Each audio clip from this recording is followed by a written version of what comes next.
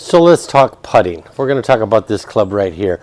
We're usually talking about the driver or even talking about hitting your irons. Today we're going to talk about the putter. Now, a great way to lower your scores, obviously, is to hit fewer putts per round.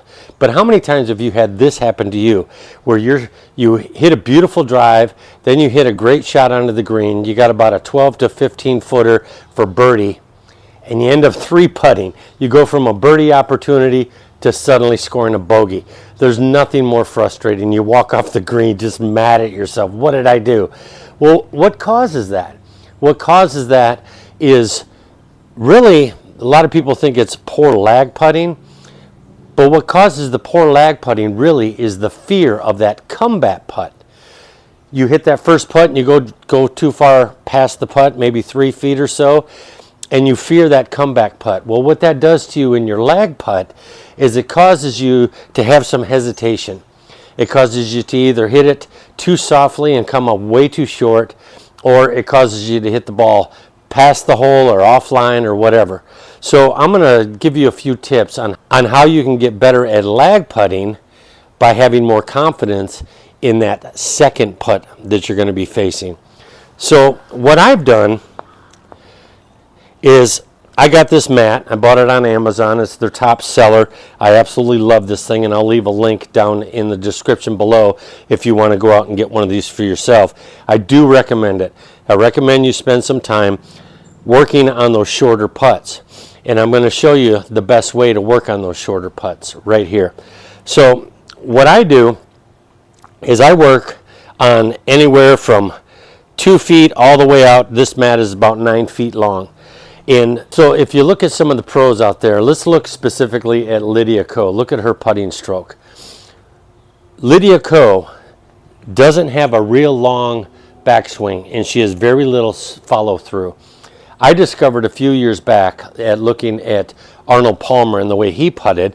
Now, he had kind of a funky stance that I don't recommend that we imitate, but he does something that I kind of developed my own putting style from, that I call the Palmer pop.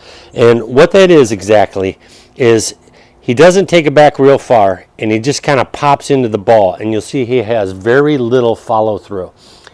Now, I found what that helps for me, and I'm sure if you try this it's going to help you as well, is the less action you have coming back here and going forward here, the fewer opportunities you're going to have to get that putter offline. When we reduce the amount of action that we make with our putter, we reduce the likelihood that we're going to get that putter offline. So let me show you how that Palmer pop that I came up with works. So I line up, dead center to the ball, dead center to the hole, and I just take a small little backswing and just pop, just like that. So it's a very short backswing, and then just pop into the ball. And then what I'll do a bunch of those putts from about that length. Then I'll move back about a foot or so, and I'll do the same thing. And then I just keep moving back and moving back and moving back. Now, how is this going to help you with your lag putting? Well, if you continuously work on hitting these putts from these different lengths, and you feel confident that you're going to be able to put that ball on line and sink it into the hole every time, that's going to free you up on your lag putts. When you've got 12 feet, 15 feet, even 20 feet away, it's going to free you up to be able to go at the hole and not worry about, oh man, if I hit this too far past, what if I hit it 3 feet past or 4 feet past? I'm not going to be able to make that comeback putt. This will give you the confidence to be able to make that comeback putt. And you're going to find, especially if you're doing this Palmer putt or this Palmer pop that I do this with all my putts. I do this even with my 20 footers. I do the Palmer pop. And what I found is that if you look at that hole and you do a couple of little practice swings like that, even from 20 feet away, you're going to find your distance control is really easy to dial in.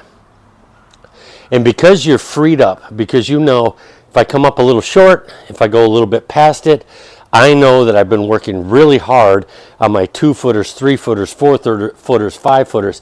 I know that I'm going to put that ball on the line that I choose. Then that's going to free you up on those lag putts. It's really going to help you. And now you're going to start sinking some of those 10-footers, some of those 12-footers. And when you don't, you're only going to be inches from the hole, and it's going to be really easy to knock it in. Okay, so that's great for straight putts, right? Well, how do we deal with 3-footers and 4-footers that have a slight left to right break, or maybe they have a slight right to left break?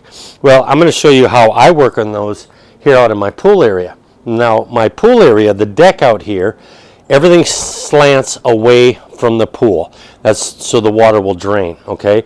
So what I do is I take my little putting mat here and I just turn it sideways. So now we're dealing with that slope. So now I want to show you a neat little trick that I learned from reading something that I read written by Jack Nicklaus. Jack Nicklaus had a neat way of playing breaks in putts. Now this putt here is going to be, it's about 4 feet long. And the way my pool deck is slanted, it's slanted this way. So this thing is going to break a little left to right. Now what Jack Nicklaus did, and I do this myself, is when he would line up over the ball, the little hash mark in the top of the putter there, you're supposed to put that dead center of the ball and down and put it down your target line, right? So he would move it to where the ball is actually below or this side of that hash mark. What this will cause the ball to do is it'll cause it to go off to the left a little bit at the beginning of the putt, and it'll curve back to the right. I'll show you here. I'll demonstrate here. Now what you want to do there is you want to make sure that you aim your hash mark dead center to the hole. The ball is going to be on the inside of that hash mark. Now what this is going to do is, because you're not hitting dead center, it's going to take a little energy off the ball. So that is going to reduce the speed of the putt. So what you have to make sure you remember that when you take the ball off center to work this little magic of left to right on these left to right breakers, you want to give it a little bit more of a pop in the putt to make up for the fact that it's not dead center. It's a little bit off center, and there'll be less energy in the putting stroke. Now let me show you how we do this going the opposite direction. So instead of spinning this whole thing around, I'm just going to use that ball as my target. So now, since I'm putting this way and the pool, the deck slants this way, now I'm going to have a right to left breaking putt. So now this time what I will do is, when I place my putter down behind the ball, I'm going to move the putter a little bit and now put the ball on the top side of that hash mark. This should cause the ball to start off a bit to the right, and then it'll take that little break and come back to the left. So let's give that a try.